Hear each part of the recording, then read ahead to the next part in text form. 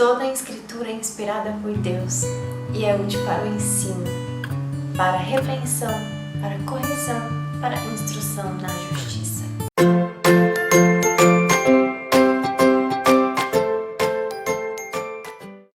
Fala pessoal, e aí, tudo bom com vocês, galera? A gente vai voltar com o nosso estudo bíblico de Gênesis. Eu sei que faz um tempão que a gente não grava, mas agora a gente vai voltar e a gente vai tentar dar um pouquinho mais de velocidade nesse estudo, né? Porque a gente precisa estudar os outros livros, mas eu quis realmente que a gente parasse um pouco para refletir sobre a criação, que é uma parte tão importante da Bíblia, mas que está descrita num trecho tão pequenininho, então é bom que a gente passe um tempo discutindo e entendendo os detalhes desse texto. Mas eu prometo que agora a gente vai tentar, na medida do possível, ir um pouquinho mais rápido e gravar vídeos com mais frequência sobre o estudo, ok? Então vamos lá.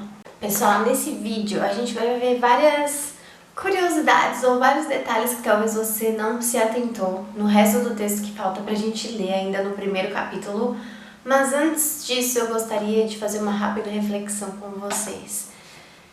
É muito importante que a gente se aproxime das Escrituras da forma correta, que a gente se aproxime das Escrituras como palavra de Deus. Principalmente em Gênesis, há muitas pessoas que têm muita dificuldade em aceitar o texto do jeito que ele está escrito. Muitas pessoas chegam a dizer que Deus não agiu como um mago, ou que Deus, por exemplo, usou a evolução para criar o mundo, que não foi criado como está descrito aqui em Gênesis, que não foi assim, Deus disse, haja luz, hajam animais e tudo se criou. Isso está acontecendo dentro da igreja e por isso que é importante nós voltarmos àquilo que é a nossa base, nós voltarmos aos fundamentos. Eu faço uma única pergunta para vocês. Deus é todo-poderoso? E se você é cristão, eu espero que a sua resposta seja sim, Deus é todo-poderoso. Então ele podia ter deixado a Bíblia registrada de qualquer forma, não é? E ele escolheu deixar Gênesis registrado assim. E disse Deus, haja e ouve. E disse Deus, haja e ouve. Em todos os dias foi assim a criação, até a criação do homem que Deus criou com suas próprias mãos. E se não tivesse sido assim, então Deus seria mentiroso, porque ele teria falado para Moisés escrever uma coisa de uma forma que não aconteceu. Vocês conseguem ver os problemas que a gente começa a trazer quando a gente começa a achar que Gênesis não é verdadeiro? É por isso que eu convido vocês a voltar para as bases e olhar as escrituras, como a gente falou no comecinho, como toda a escritura é inspirada por Deus, inclusive Gênesis, inclusive a criação. E se Deus falou que foi assim que ele criou, então foi assim que ele criou, porque ele é todo poderoso. Se ele tivesse criado de outra forma, ele teria falado para Moisés escrever de outra forma. Ele teria deixado para nós, que somos seus filhos, registrado aquilo que é verdadeiro. Nós cremos que essa palavra aqui é a verdade, porque a Bíblia também diz assim, a tua palavra é a verdade. Por isso que esse estudo que eu convido vocês a fazerem em Gênesis, nós consideramos a Bíblia como verdade absoluta, como palavra de Deus. E nós consideramos que aquilo que está escrito é aquilo que realmente aconteceu. E que a Bíblia não abre espaço para muitas especulações que hoje estão acontecendo, infelizmente, dentro da igreja. Agora com essa reflexão a gente pode continuar lendo de onde a gente parou. Vamos lá? Nós já vimos que Deus criou os céus e a terra, e que depois de Deus criar os céus e a terra, Deus diz, haja luz e houve luz. Então houve a separação entre a luz e as trevas. Deus chamou a luz dia e chamou as trevas noite. E se nós continuarmos lendo aqui de onde a gente parou, a gente vai ver o seguinte, passaram-se a tarde e a manhã. Esse foi o primeiro dia. A gente tem duas coisas para conversar sobre essa parte antes da gente seguir com o texto. Primeiro, muitas pessoas perguntam por que foi a tarde e a manhã, não manhã e tarde. A gente estava tão acostumado com o dia, né? O dia é manhã, tarde e noite. E aqui Deus fala, passou-se a tarde e a manhã, o primeiro dia da criação. Podem ser dois motivos, tá? Que eu consigo ver pelo menos, para ser a tarde e a manhã e não amanhã e a tarde. O primeiro motivo é que antes tudo estava em trevas. E depois veio a luz. E quando veio a luz é que foi instituído o dia, não é? Então, como as trevas na criação precederam a luz, a tarde do dia veio antes da manhã. O segundo motivo que a gente pode ver para que esteja escrito tarde e dia é que, na realidade, para os judeus, como era Moisés, o dia é contado do pôr do sol do dia anterior para o próximo dia. Os judeus continuam contando o dia assim.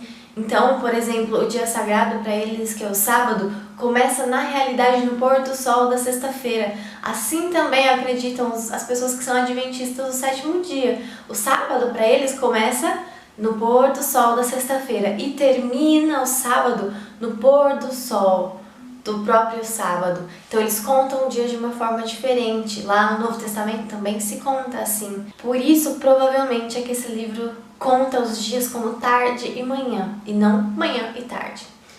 Outra coisa que é bom a gente falar sobre essa parte é o seguinte: muitas pessoas usam aquele versículo que fala que um dia para Deus é como 1000 anos e 1000 anos para Deus é como um dia. Sabe aquele versículo? Muitas pessoas usam isso para falar que aqui na criação 1000 anos se passaram, ou milhares de anos, ou milhões de anos se passaram em cada dia.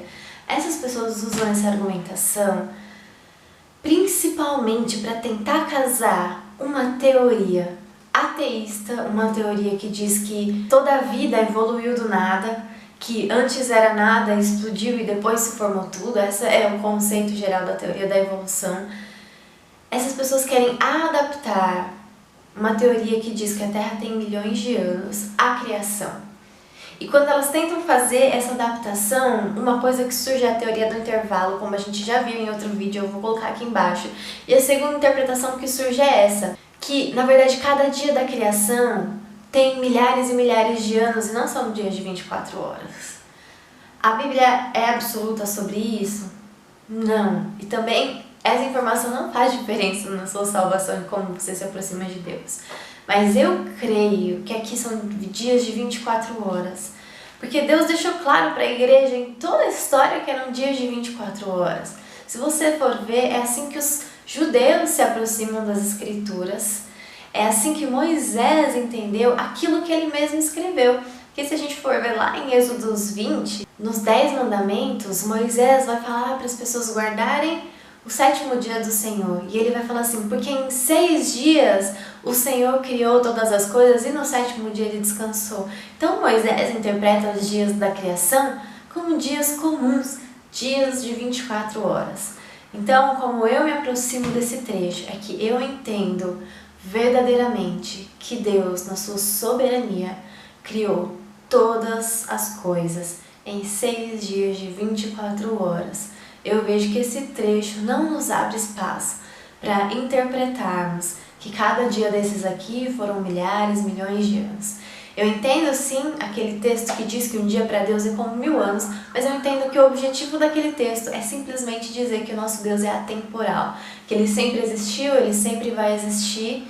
Então a nossa ansiedade de tempo não existe para ele, porque ele vê o eterno enquanto nós vemos o imediato. Eu interpreto aquele texto dessa forma e esse texto aqui como todos os dias da criação sendo dias de 24 horas, porque aqui Deus começa a nos ensinar como contar o tempo, o que é um dia, a tarde e a manhã, que ele determinou desde o início da criação. Se nós continuarmos lendo aqui, a gente vai ver que o próximo versículo diz assim: depois disse Deus: haja entre as águas um firmamento que separe águas de águas. Então Deus fez o firmamento e separou as águas que ficaram embaixo do firmamento das que ficaram em cima. E assim foi. Ao firmamento Deus chamou o céu. Passaram-se a tarde e a manhã. Esse foi o segundo dia. Então no segundo dia Deus separa águas abaixo e acima do firmamento. A gente teve, na verdade, até uma pergunta aqui no canal sobre isso. Será que é verdade? Tem água acima do firmamento? Como que funciona? Deus separou água de água? Sim, Deus separou água de água. Também vejo duas possíveis interpretações para essas águas acima do firmamento. A primeira interpretação é bem simples. Nós temos toda a água aqui na Terra, né? Nós temos os oceanos, nós temos os rios. Essa é a água que está abaixo do firmamento. Mas nós temos água na forma de vapor em toda a atmosfera. Sabe a umidade do ar? Isso é água, gente. Lá no céu nós temos as nuvens, que também são água em outro estado, por isso que chove. Se a gente pensar a água também fora da nossa atmosfera, já foi comprovado que há água em outros planetas. Eu vou colocar aqui na descrição do vídeo também para vocês uma matéria que mostra isso. Então esse versículo é extremamente coerente, de que Deus separou a água aqui no chão, a água em todo o estado de vapor, a água lá no céu e acima do céu que a gente conhece. E a gente vai ler os últimos versículos de hoje, que dizem assim: E disse Deus: Ajuntem-se num só lugar as águas que estão debaixo do céu, e apareça a parte seca. E assim foi. A parte seca Deus chamou terra, e chamou mares ao conjunto das águas, e Deus viu que ficou bom. O que eu acho mais interessante aqui é uma revelação, eu creio que é uma revelação de Deus aqui que ele deu para Moisés. Se a gente for ver, o que diz aqui é que Deus separou a parte seca, uma parte seca. Mas aí você olha para o nosso mapa e você fala: veja bem, Senhor, tem muitas partes secas aqui, a gente tem ilha por todo lado. Como é que Deus separou uma parte seca? Que é o que está escrito aqui nesse versículo. Eu não sei se você já ouviu o termo Pangeia.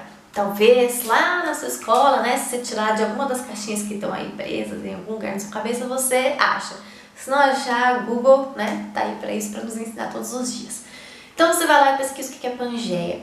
Essa é uma teoria. Se a gente pegar e olhar todos os continentes que nós temos hoje, você recortar eles e você tentar encaixá-los, você vai ver que, de forma geral, eles se encaixam. Então, a ciência diz que tudo indica que há muito tempo atrás, tudo foi um só continente, o mundo todo foi um só continente, e esse um só continente foi chamado de Pangeia. E essa teoria da Pangeia surgiu, sabe quando, gente? 1940, ontem, muito pouco tempo faz que surgiu essa teoria, que alguém começou a estudar sobre isso. Moisés escreveu Gênesis aproximadamente 1400 anos antes de Cristo. Isso dá um intervalo de mais de 3.000 anos entre o relato de Moisés e entre alguém falar: olha, os continentes se encaixam. Eu acho que existiu um único continente. Então eu vejo isso aqui como uma possível revelação de Deus para Moisés, de que a Terra um dia foi um único só continente, que hoje essa teoria se chama de Pangeia, mas que a Terra foi uma parte seca só. Deus separou e fez um só continente, que depois vão se separar em um outro momento da história que a gente vai ver, mas eu entendo que esse relato aqui é o que mostra que Deus revela coisas incríveis para o homem que a gente só vai entender daqui a muito tempo. E da mesma forma podem ter coisas aqui na Bíblia que a gente não entende hoje, que a gente só vai entender daqui a muito tempo. Porque a grandeza do conhecimento de Deus é muito maior do que a nossa.